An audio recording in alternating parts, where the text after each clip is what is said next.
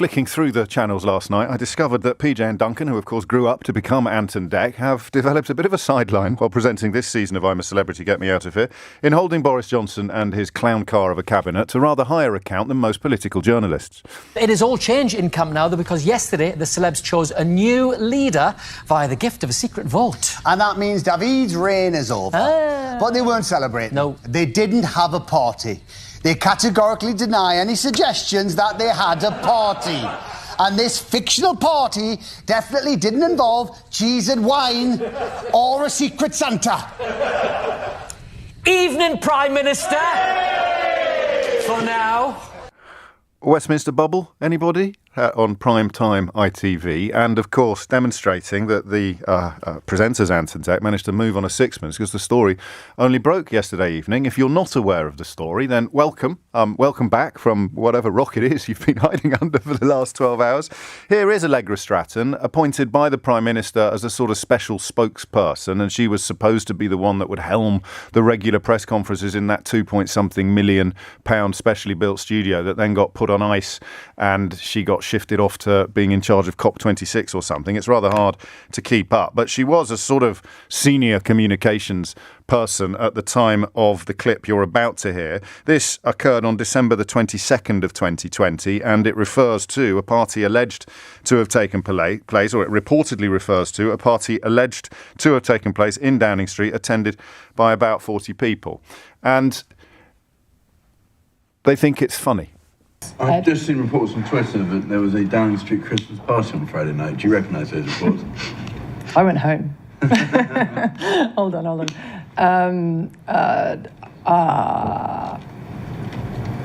Would the Prime Minister condone having a Christmas party? What's the answer? I don't know. It wasn't a party, it was cheese and wine. Just be clear, it's not. Is cheese and wine all right? No. It was a business meeting. I'm joking. This is recorded. This fictional party was a business meeting. And it was not socially distanced. Funny, yeah. 6 minutes after 10 is the time. And of course, any hopes that they may have with the benefit of hindsight realise that this is no laughing matter were rather undone on Monday night when Jacob Rees-Mogg stood up in front of the Institute of Economic Affairs, no less, and cracked even more jokes. I see we're all here obeying regulations, aren't we? I mean, this party is not going to be investigated by the police in a year's time. You are all very carefully socially distanced. We've moved, I'm pleased to tell you, from the metric back to the imperial system. I know you were at least 2 inches of regulation, which is, as I understand it, what the regulations require during the social distancing period. As comedians often say, I wouldn't open with it, Jacob, but he did. He went there, and he still thinks it's funny. I wonder what you were doing on December the 18th. And I wonder whether you feel today that Allegra Stratton and Jacob Rees-Mogg and all of the cabinet ministers have queued up all week to either endorse or obfuscate Boris Johnson's repeated lies. I wonder whether you feel that they are laughing quite specifically and quite directly at you and yours. 03456060973 is the number that you need. And we find ourselves now in the quite remarkable position of having a Prime Minister who claimed that the party had never occurred, but today he will be called upon to take action against a senior member of his staff who has been laughing about the fact 4 days after the reported party and almost casting themselves, all of them in that room, although, listen, I'm not making excuses for anybody, but the more junior you are in that room, the harder it would have been not to join in. We've all been there, in our 20s in particular. I'm not making excuses for anybody, but you go for the senior people in scenarios like that, and in this case it's Allegra Stratton. I'm genuinely really upset, actually.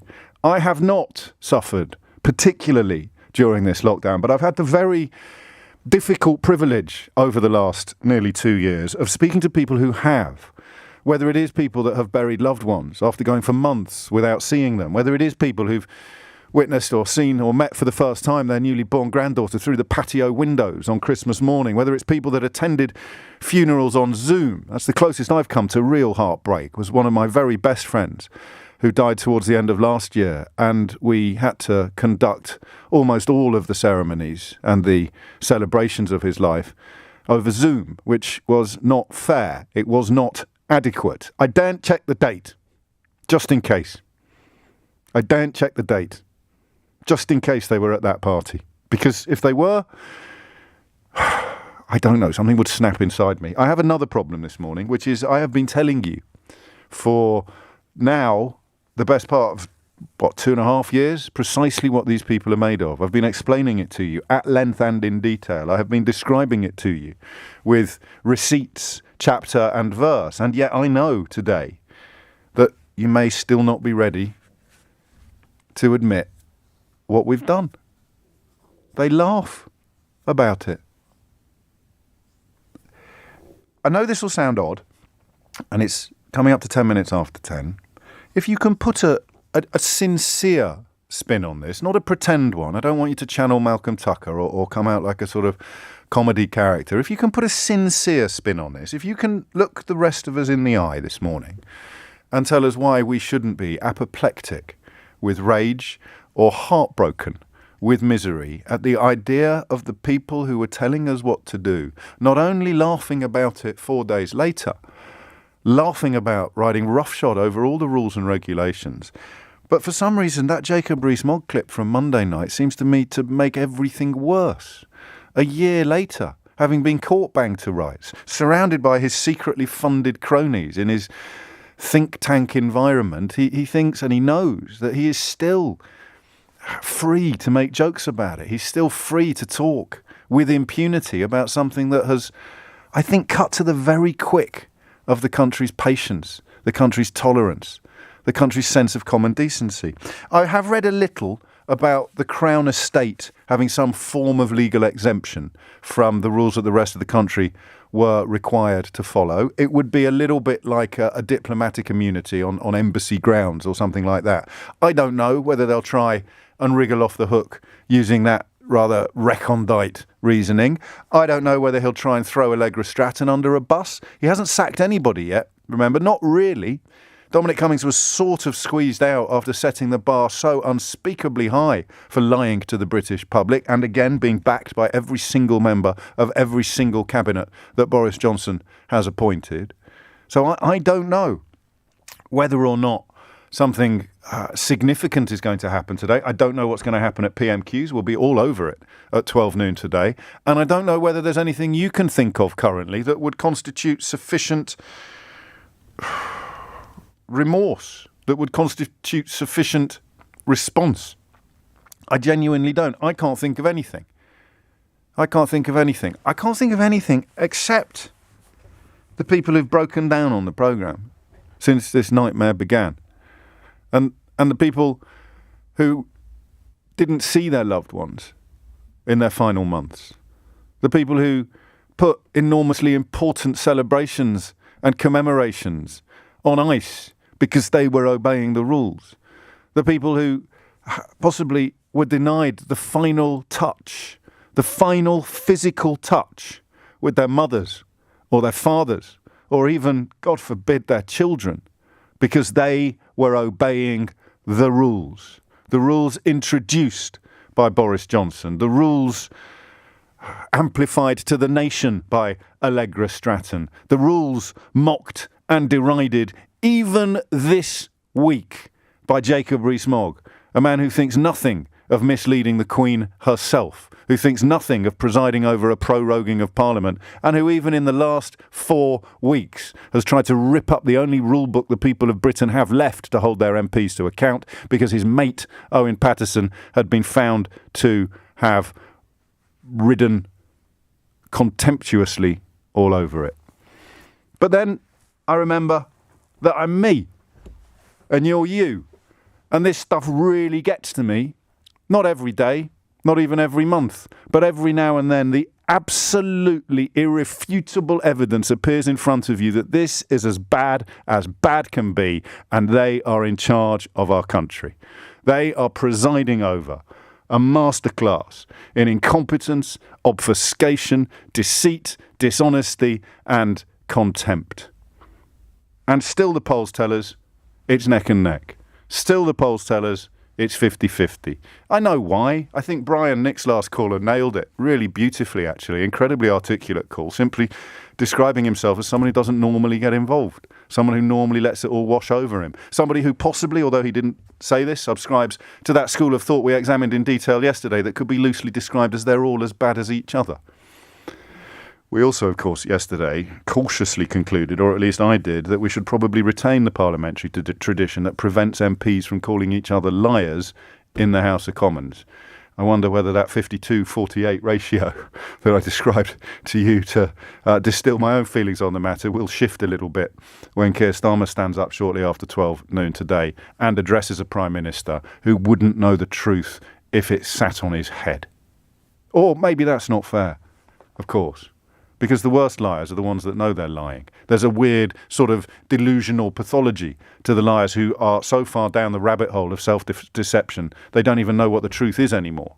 There's plenty of them in the current cabinet, but I don't know whether Boris Johnson is one of them. All I know is, right now, today, they are dedicating every ounce of energy that this country's political establishment possesses to trying to protect the Prime Minister and his closest aides. They should have been talking to you about new walking clinics. They should have been interviewing Sajid Javid. He wouldn't come on this show, but he should have been on Nick Ferrari's show. He should have been on every other show in town today, telling you about new walking clinics, really putting some oomph into the booster regime, really giving information about how you, if you're worried about it, can get that vaccine into your veins. But they don't think that's as important as closing ranks around Boris Johnson, circling the wagons and trying once again to pass off his lies to the British public. They did it at Barnard Castle. They'll do it again today. Will they get away with it? 0345 60 60 973.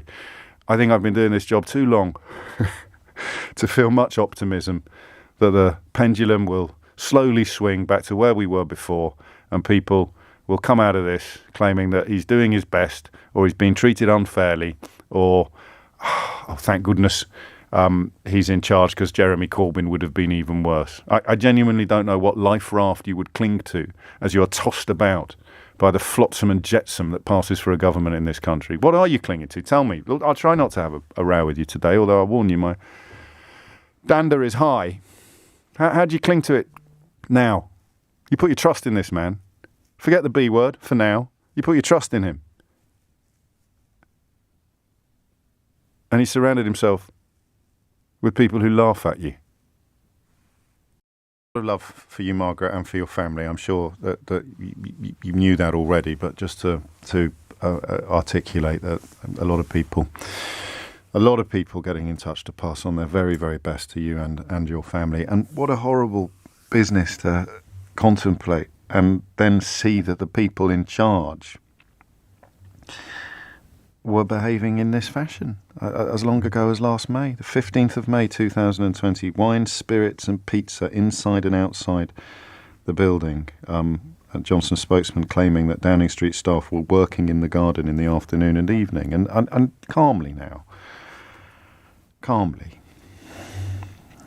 Is there the vaguest possibility that that's true?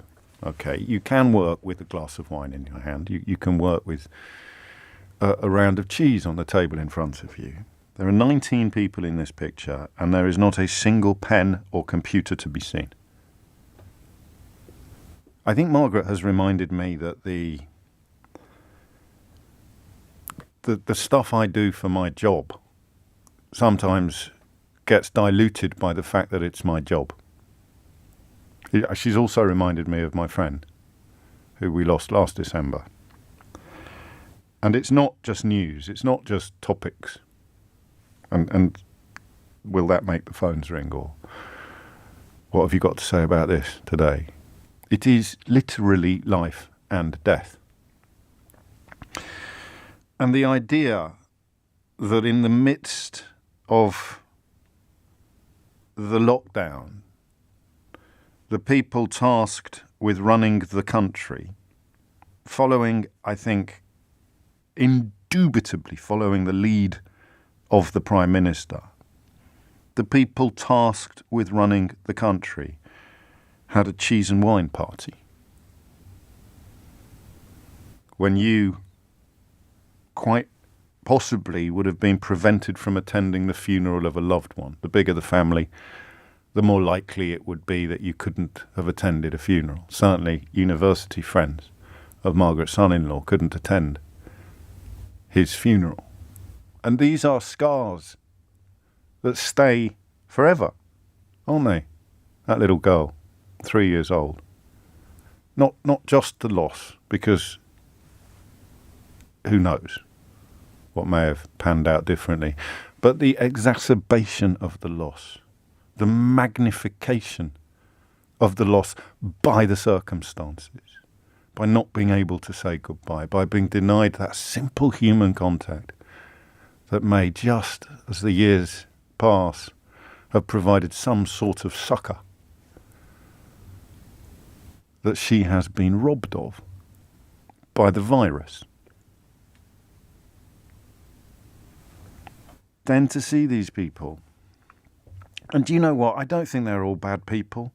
I think, as we're fond of saying on the programme, a fish rots from the head down. You follow, don't you, the lead. We all do. We're all a little bit deferential in our way. If the boss is behaving in a certain way, then you're more likely to behave in that way yourself. I certainly don't think they should all be strung up in the media. But it's just gross. And what I think has prompted the response on the programme today, which has taken me by surprise. It's one of those days where if you're trying to get through, you'll know every line's been chock-a-block since 10 past 10 this morning. And I sometimes get confused. This is what I mean a bit by the fact that I do it for job, for work, robbing me slightly of perspective on the life and death element of it. But I think it's the lies, isn't it? It's the lies that have resonated even more than the picture. So you've got the picture. The picture was knocking around yesterday.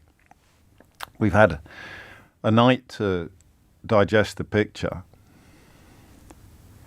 But it's the lies this morning.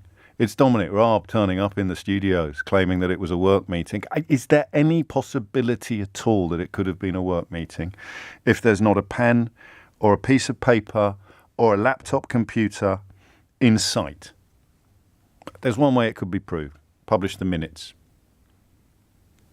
But the photograph I'm looking at doesn't feature anybody taking minutes. It's got Dominic Cummings drinking wine and a couple on the grass. I don't know whether they're canoodling or not, but they're certainly not discussing important matters of state.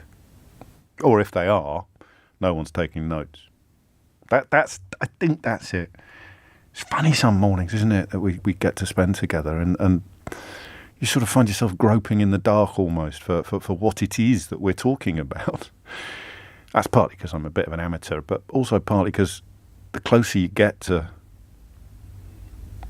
the humanity of these moments, I think the harder sometimes it can be to grasp. And it's the knowledge, it's the memories, it's the comparisons and the contrasts between what we have done and what we have been through. And very few of us, thankfully, have been through anything like what Margaret and her daughter and her granddaughter have been through. But we've been through stuff, really bad stuff. We've lost people. And it just doesn't seem right that they would lie to us about something like this. I could have mounted a defence of the gathering, possibly, if I worked for them, just about. And then you'd have reminded me about the footage of Allegra Stratton laughing about it, nervously, to give her a bit of defence, laughing nervously, not laughing callously or contemptuously. I don't think, I don't know. But you could look, we got a bit, what's the word for when you get a bit caught up in the moment, you know, like almost demob happy.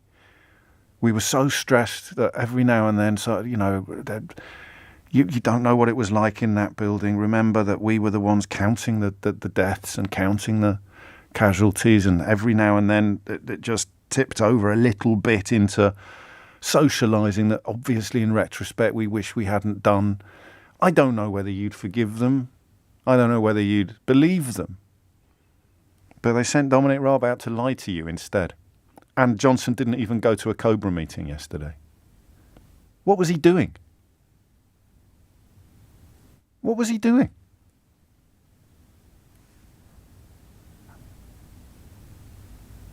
They're just nearly 2 years now.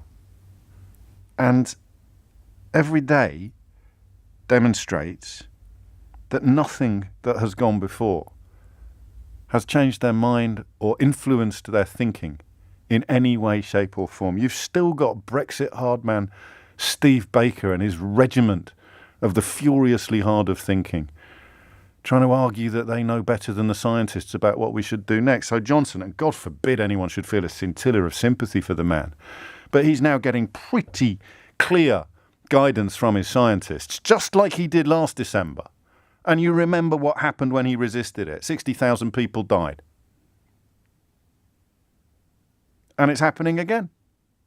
And I think all of these things, some mornings, just coalesce in our consciousness to create a real sense of bleakness and betrayal. Betrayal. I don't know. And when he stood up in the House of Commons on the 8th of December last year and said that, he knew that they'd celebrated his birthday. So the suggestion that everything he does is predicated upon the possibility that he might just get away with it for another 24 hours, I think now has become carved in stone. I don't think, even if you have still got a little picture of him up on your pencil case, you still now must acknowledge that every single thing he does is designed to postpone, hopefully, judgment and scrutiny. And if he can postpone it for long enough, then the weight of the knowledge of what he's done becomes lighter. So on the 8th of December 2021, he stood up in the House of Commons and said the words that you've just heard, in full knowledge that on the 19th of June 2020, they'd had a knees up. I don't care whether it lasted 10 minutes or 10 hours. They'd had a knees up in the Cabinet Office, the room where, as Adam Wagner has just suggested, many of these rules would have been written. It is truly breathtaking. So part of me wants to return to David Widness's text and just ask, what did you do to celebrate your birthday on the 19th of June 2020, if you can remember? And I will keep a few phone lines free for that. I just want to know. 0345 60 60 973. And the other part of me is still fascinated by what you would call the culture. I can see that breaking news, the Metropolitan Police is investigating the Downing Street parties. Well, it won't take long, Dame Dick. It won't take long at all. Guilty, I think, is probably the conclusion that you're going to have to arrive at if the evidence as it has already been presented to the public is correct. The stuff they're not even denying, a gathering of more than two people, more than one person in a room for a social event that had nothing to do with work. I'll tell you what, when you've only got Nadine Dorries and George Eustace batting for you, you begin, surely, even if you're Boris Johnson, to wonder whether the game might be up. So, 3 questions then. Is it up? Is the game up now for Boris Johnson? 0345 60 60 973. How did you celebrate your birthday on the 19th of June 2020? 0345 60 60 973. And would you like to join me in an attempt to unpick, in a sensible and comprehensible fashion, what happened on that day? What happened? Why was nobody in that room? This is the bit I don't get. You think how careful you were being, how careful your mum was being, how careful your kids were being. The bit I don't get is this. Message goes round, we're all gathering in the Cabinet Office to give Boris a birthday cake. I use his Christian name in the context of what those conversations would have sounded like at the time. We're all gathering in the Cabinet Office to give Boris a birthday cake. Do you have any insights at all into how that happens without any major objection, without, a significant number of people? How come everybody stays quiet? I don't quite get that. I've never been in a cult.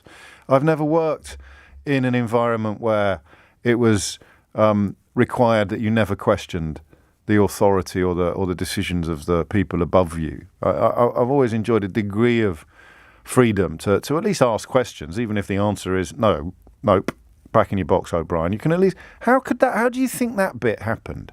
Oh, we're all getting together. Have you heard? Keith, everyone in the Cabinet Office at 2 o'clock. We're doing a big cake for Boris.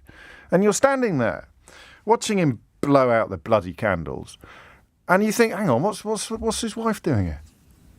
Now, some debate, some argument over whether or not it was organised by colleagues or his wife. Doesn't matter. She was in the room. How's that? What's she doing in the Cabinet Office?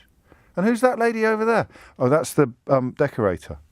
Oh, but don't call her a decorator. She's an interior designer. Oh, okay. What the hell is she doing in the Cabinet Office? Well, don't worry. It's not as if we're doing any work. It's a party. Oh. Every way you look at this story, it falls to pieces. If the interior designer was just waiting to talk, the decorator was just waiting to talk to the Prime Minister, well, what was she waiting for? Well, she was waiting for the party to finish. Oh, it wasn't a party. She was attending a work event. What's her role in government? She's the decorator. Oh. It was a gathering of colleagues. What's Carrie Johnson's job? Oh. I would have thought at some point in the last few years, the idea of Nadine Dorries being the only one left defending Boris Johnson would have been both utterly plausible and completely heartbreaking. It's tragic, isn't it, to watch this unfold? And I'll tell you what's underway now, more so on social media than news media, but what's underway now is the shift from defending Boris Johnson, who's not done anything wrong, to demanding that journalists stop doing their job. And history has some fairly profound lessons to teach us about what happens when sections of the population are persuaded to demand that journalists stop reporting facts.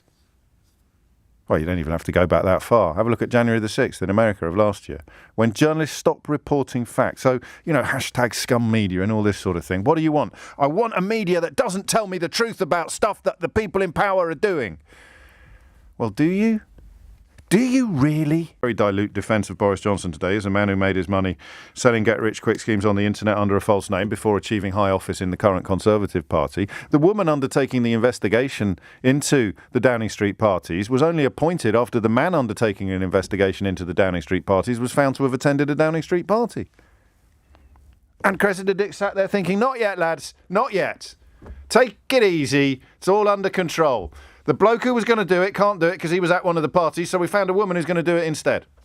Oh, and she'll be reporting to the Prime Minister who,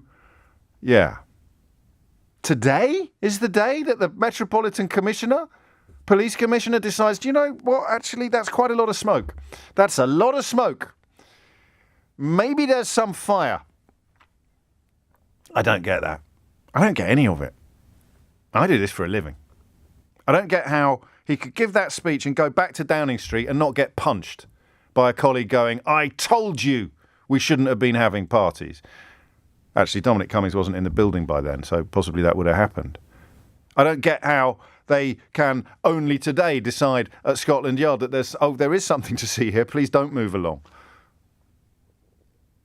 And I don't get how the mindset in the building, in Boris Johnson's brain, can be so twisted, so riddled with self-regard and exceptionalism, that he sits there announcing the rules, serious face, announcing the rules to the country, while knowing that he broke them last night. And he's going to break them again tomorrow. And when he's not even there, such is the scale of the corruption that has filtered down from the top, they're going to get leathered in the garden on the night before Prince Philip's funeral. Indoors, outdoors, inside, outside, shake it all about side. They're going to send someone to Tesco's with a wheelie suitcase to bring back a bucket load of booze. Why? Because Boris Johnson's in charge and anything goes. And besides, if they were going to complain about us having a knees up on the night before Prince Philip's funeral, then who is he to talk? He had a blinking birthday party attended by his decorator. Sorry, not a party, just a crime. You can't prejudice a police investigation, which is the phrase that the Metropolitan Police has issued. I'll say one thing quickly, because it seems quite pertinent today, and it's quite personal, but I sometimes use my personal experiences as a lens through which to look at a story and then invite you to do the same. I think, like many people in this country, I grew up having probably a slightly excessive level of trust in both the police and the medical establishment. I've seen an awful lot of people. I've seen the horrors that can occur when trust in the medical establishment gets corrupted and undermined, but it should never be absolute and blind. There's a reason why the phrase second opinion is a figure of speech, isn't there? There's a reason why, can I see it? Can I get a second opinion? The first thing you hear from the first doctor is not necessarily going to be completely true. I think that's called white coat syndrome, the idea that they're all infallible, and that's a dangerous path to go down. Similarly, the police, you're raised to trust the police, right? You're raised to go to a policeman if you get lost. In me, it was Glossop Market in 1975. Find a police officer, tell him you've lost your mummy. And as you grow older, it begins to, especially if you're a bit naughty, it probably begins to change a bit, that relationship. But there is still a foundation stone of civilized society involves having trust in the institutions, having trust in the police. Mine got shaken to the core by Operation Midland, actually. We did a lot on this programme to cover the allegations described as credible and true that turned out to be nothing of the sort, but they were described, Carl Beach allegations about various VIPs and paedophilia. They were described by a senior investigating officer as credible and true.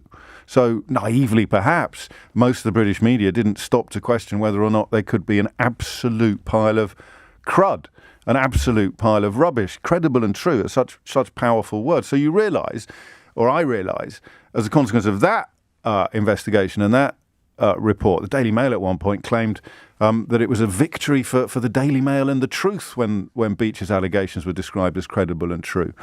I realise that police officers are just fallible human beings like the rest of us, so they can do stupid things. They can make terrible mistakes. I hope they've made a terrible mistake today, because the alternative to me is almost unbearable. The alternative is that they have been politicised. Someone who is a lot better versed than I am in covering the relationship between government and police tells me that the governments are always trying to put pressure upon the Metropolitan Police. They're always trying to politicise stories. They're always trying to get the Met to do what's best for the government. And that commissioners of the Metropolitan Police historically turn around and say, sod off. They historically turn around and say no. I hesitate to say this because I am quietly patriotic and very proud of the institutions that hold this country together. I can't come up with much of an explanation for what's happening today that doesn't involve Cressida Dick being a commissioner of the Metropolitan Police who, when government come calling, asking for the Metropolitan Police to act in their own interest, in the interest of the government, doesn't say no, doesn't say clear off. Awful lot of mystery surrounding the question of why she retains her job after countless scandals and I mean, from Sarah Everard, God rest her soul, right back to Daniel Morgan, and of course John Charles de Menezes, which she, I think, was in operational control of when that innocent man was shot dead on the London Underground. So many cases that Cressida Dick has personal involvement in, which are in the annals of the greatest scandals ever undertaken by the Metropolitan Police Service. So that's what one question, and I hate this because I don't do conspiracies. I just don't. I don't buy them for a whole heap of reasons. And this isn't really a conspiracy. This is a thesis. This is a hypothesis, a theory that you're welcome to disprove. And there'll be lots of people listening to this program who have much more experience of the law than I do, either as lawyers or as officers of law and order. Awful lot of people telling me that white coat syndrome, or is it just the same person sending loads of tweets? No, sorry, I got white coat syndrome wrong. It's not what I thought it was. It's when your blood pressure is higher when a doctor takes it because you're nervous in the doctor's surgery than it is when you do it yourself at home. There you go. I'm glad we cleared that up. That's the first mistake of the day. Chalked up and ticked off. 12 minutes after 10 is the time. And that is, for me, at the moment, the most likely explanation is that this investigation has been politicised. They tried to confine it to Sue Gray, which gives them a modicum of hope that they'll be able to control it. Sue Gray ultimately, of course, reports to the Prime Minister, so they are in a way marking their own homework. And they can't do that now because the Metropolitan Police have been shown evidence by Sue Gray that prompted them to think that a police investigation was necessary. And now the Metropolitan Police have called for Sue Gray's report to not contain details of the alleged offences that the Metropolitan Police are investigating. What I want you to do, ideally, because I'd love to end this conversation this morning feeling a little bit more optimistic about the state of the Met. I really would, because I think it is part of the glue that holds our society together. An imperfect, a flawed, on occasions institutionally racist and institutionally corrupt organisation, according to hugely influential and important reports into its operations. Let's be under no illusions about that. Despite my personal naivety and possibly optimism about what the future may hold, institutionally racist, according to Macpherson, institutionally corrupt, according to the Daniel Morgan inquiry, but equally That's all we've got, guys. It's all we've got. All we've got is the rule of law and the Metropolitan Police. All that keeps us different from Russia or North Korea or whatever else, Bolsonaro's Brazil. All we have is the rule of law and the police. The judiciary, under attack, of course, inevitably from the Daily Mail, enemies of the people. These people are not your friends if they attack the judges. But that's all we've got. We've got the judiciary, we've got the police, and we've got the rule of law. And incredibly, for all their myriad flaws and failings and, for my money, moral transgressions, the Conservative Party, historically, is supposed to be the most doughty guardian of that triumvirate of security, the judiciary, the police, the rule of law. Conservatives, when I was growing up, were supposed to cherish them more than almost anybody else did. Lefties were the ones that were pushing at the boundaries of the rule of law. Lefties were the one having the protests and needing that the Tories would bring in legislation. But the rule of law, the police and the judiciary, that's pretty much all we've got. Some might say some journalists as well. But when you want to speak truth to power, when you want to hold the most powerful people to account, the judiciary, the police, the rule of law are really the first and last lines of defence for ordinary people. And I can't see right now an explanation of what the Met have done today that doesn't speak to the politicisation of the entire process. An attempt by government to get the Metropolitan Police to do what is best for Boris Johnson. Not what is best for the country, not what is best for the truth, not what is best for justice, but what is best for Boris Johnson. I suppose we should start with the good news that we are still here. But when it comes to our international reputation, our political establishment, the sanctity, if you allow that word, of our parliament and the state of our nation, then the news is sort of less good. The scenes in the House of Commons yesterday, I don't know how much of them you witnessed personally, how much you heard reported later in the day after we'd said goodbye on LBC. The scenes in the House of Commons yesterday have no place in a functioning democracy. The way in which Boris Johnson infects everything and everybody he comes into contact with has in the last fortnight extended to the Metropolitan Police Service and our sovereign parliament. Some of the comments he made yesterday in response to the best speech by some distance of Keir Starmer's career are beneath contempt, regardless of your politics. If you care a jot for this country, not just for its international reputation, but for its national integrity, if you care one jot for this country that you call home, then you should have felt deep disgust at Boris Johnson's performance yesterday. And it was a performance, remember, prompted by the findings of a report he was forced to commission after details of countless parties that had been held in or on the grounds of his office, and which he frequently and repeatedly denied after those allegations were found to be true. It is almost impossible, even when you do this every day, and I mean that, whether you're doing the talking like I am or the listening like you currently are, although you will be invited to do the talking shortly, it is almost impossible to keep a lid or to keep a grip upon things. The way in which we've gone from the claim that there weren't any parties to the claim that the rules were obeyed and there may have been gatherings, to the claim that if there were, I certainly didn't know about them or attend them, to the claim that, well, actually they were and I did know about them because I did attend them, but I didn't realise they were parties, to the defence of birthday cakes and now claims of an ABBA-themed knees-up in the actual prime ministerial flat, the one that he... God, I'm sorry. Because right there it is. There it is. This is how it works. This is what we're losing. Because right there, I mentioned the prime ministerial flat. And you know how my brain works by now. So there's this little synapse somewhere at the back of my brain. Go, whoa, what about the wallpaper? So you start talking about one scandal and then the snowballing effect of that scandal, i.e. the parties, or as we prefer to call it, the breaking of the laws that the rest of us obeyed by the man who made the laws and then lied about them, including in Parliament. And that little synapse in your brain, because you just mention the flat and you try and find the words to describe the scandal surrounding the decoration of the flat, the WhatsApp that he forgot. So you can't, it's so hard to keep a clear speed ahead of you. So you start talking about one scandal, and immediately two more have kicked in. Number one, trying to get money off a Conservative donor to tart up the flat in a way that even Dominic Cummings found to be egregious. And then number two, claiming that he had no memory of it because he had changed phones and his WhatsApp had not been transferred from one phone to this. So, and there it is already, 6 minutes after 10, and your humble correspondent has lost the thread already. And I never lose the thread. Well, all right, I sometimes lose the thread. But that's incredible. So it's almost as if, and this is the challenge, of course, that the opposition faces, and that includes opposition in his own party, of which, please God, there'll be some soon, because this cannot continue. This is a national tragedy, entirely self-inflicted national tragedy now.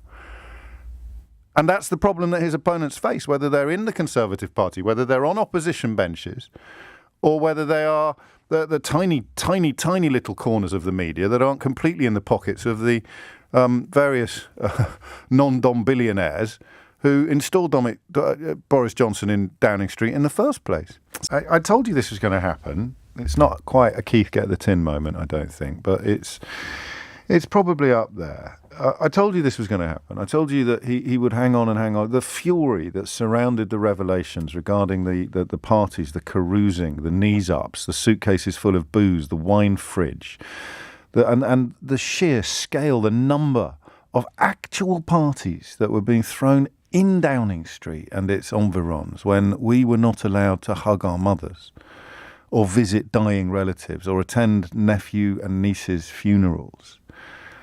I told you what was going to happen. I told you his gamble, his calculation would be to keep it at bay for as long as he could until his client journalists and sycophantic supporters could be relied upon to start claiming that it didn't matter. If I was even more self-obsessed than I am already, and if I had a slightly more pliant producer, I would have dug out the clips of me actually predicting. But these are professionals that I work with, and they can't be expected to trawl back over past episodes of the programme, massaging my ego retrospectively. I do plenty of that my own. But I would have played out the clips of me telling you how this was going to play out. They're probably out there. It probably got clipped up at the time, actually. I told you this is what was going to happen. He'll kick it down there. So first of all, deny that it happened. You remember when he denied that it happened? He actually denied there were no parties. Second of all, oh, well, there were some parties, but I definitely didn't go to them. How's he going to get out of that when we've got evidence that he did? Third of all, oh, well, I did go to what you folks might possibly refer to as a party, but I didn't when I attended that party, I didn't realise it was a party. I believed it was a work gathering. So there it is. Stage 1, 2, 3. Number 1, no parties. Number 2, parties, but I didn't go. Number 3, parties, but I did go, but I didn't realise it was a party. Can't even claim it wasn't a party because every other... Good Lord, I nearly used a word there that I'm not allowed to use on the radio. I mean, there's only one word that comes after every other, especially if you were brought up by parents from Yorkshire. So, number 1, no parties. Number 2, well, there were parties, but I didn't go. Number 3, all right, there were parties, and I did go, but I didn't realise it was a party. I can't claim that it wasn't a party because every other beggar realised that it was a party, especially when they were all told to bring a blinking bottle. Where does he go after that, you asked me? And I told you. Well, where he goes after that is just hoping that he can keep it in the long grass for long enough for it not to matter when the guillotine comes down. And you said to me in your thousands, that won't work, James, that won't work. We're too cross, And I said to you, I promise you that's what he'll try to do.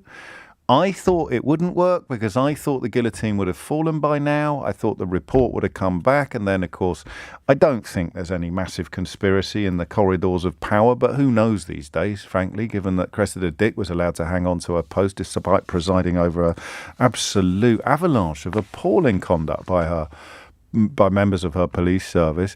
The Sue Gray report, well, first of all, he commissioned someone else. You forget all of this. Are we actually going to be able to get the chronology right? What time is it? 6 minutes after 11. So let's start again. Number one, there were no parties. Number two, there were parties, but I didn't go to them. Number three, there were parties, and I did go to them, but I didn't realise they were parties, even though every other beggar there did. Number four, I will commission a report into these parties. Number five, I'm going to have to replace the person conducting the report into these parties, because it turns out that the person I appointed to conduct a report into these parties attended at least one of these parties. Number six, we'll find someone new to conduct a report into these parties. Number seven, the Metropolitan Police have decided... No. Number one, there weren't any parties. Number two, there were parties, but I didn't attend any parties. Number three, there were parties and I did attend the parties, but I didn't realise they were parties, even though every other beggar at the parties realised they were parties. Number four, I will commission an inquiry into these parties.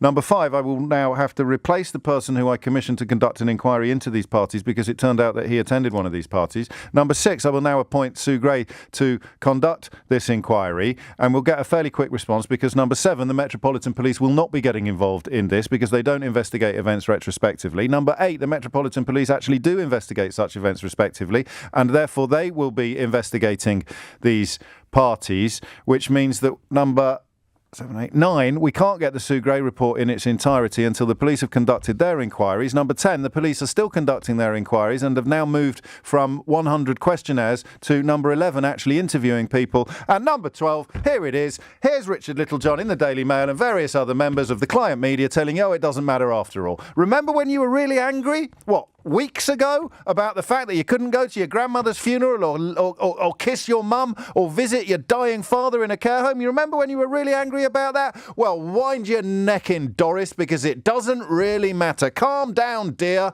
because none of that was important, and all of this is just confected by angry Remoaners who can't forgive Boris Johnson for lying to them every single time he opens his mouth. We love being lied to, and you Remoaners should frankly get over the fact that you hated and think it has no place in either British democracy or number 10 Downing Street. So we're there. We're at point 12, with apologies for any points I might have missed on that path from there weren't any parties right through to, yep, there were, and I went to them, and I filled my boots, and I had a bottle of Prosecco, and I did the flipping conga with Nadine blooming Dories, and none of it matters because, Remoaners. We're there. I mean, how big do the brushstrokes have to be? How big a paintbrush do I need for you to see that what I've just described has actually happened in real time in front of your very eyes over the course of the last few weeks? And now the media is full of people claiming, oh, the parties don't matter. The parties don't matter. It's just a vendetta. Lying. Lying and lying again. Doesn't matter. Oh, and there's a war on. There's a war on, so the fact that we've got a completely untrustworthy Prime Minister who is regarded with a mixture of derision and disgust by every other leader in the European Congress, the European Compact, doesn't matter at all. No, what we've got to do is keep the man who's a massive liar and regarded with derision and disgust by all of our major allies. We've got to keep him in post, because otherwise it will... I'll tell you what would be really bad, getting rid of the bloke who everybody else thinks is ridiculous. The logic of this is beyond even the most kindergartenish of political grasps. You've got to keep the bloke in place... You've got to keep the bloke in place despite the fact that he lied, because there's a war on and all of our potential allies in that war think he's an absolute clown car.